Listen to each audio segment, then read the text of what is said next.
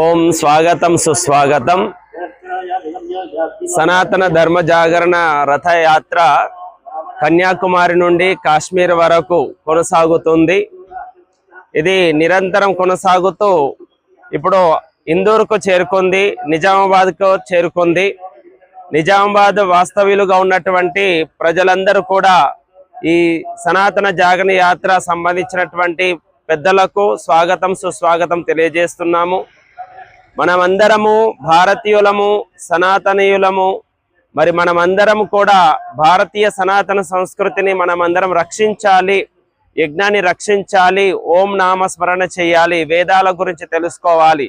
ఎప్పుడైతే మన ధర్మశాస్త్రాలు మనం చదువుతామో, మన ధర్మ గ్రంథాలను చదువుతామో, అప్పుడు సనాతన ధర్మాన్ని మనం రక్షించిన వాళ్ళం అవుతాం. క్రిణ్వంతో విశ్వమార్యం అనేటువంటి నినాదము సార్థకం చేయడానికి చాలా శ్రద్ధతో, భక్తితో, శ్రమతో కూడుకున్నటువంటి బృహత్ మహత్ కార్యాన్ని తలపెట్టినటువంటి ఆచార్య తేజస్ గారు, వారి టీం మొత్తానికి మేమందరం నిజామాబాద్ తరపున, వారికి ఇందూరు తరపున స్వాగతం సుస్వాగతం తెలియజేస్తున్నాము. తప్పకుండా ఈ రథయాత్ర నిర్విఘ్నంగా సుసంపన్నం కావాలని భగవంతుని ప్రార్థించడం జరుగుతుంది.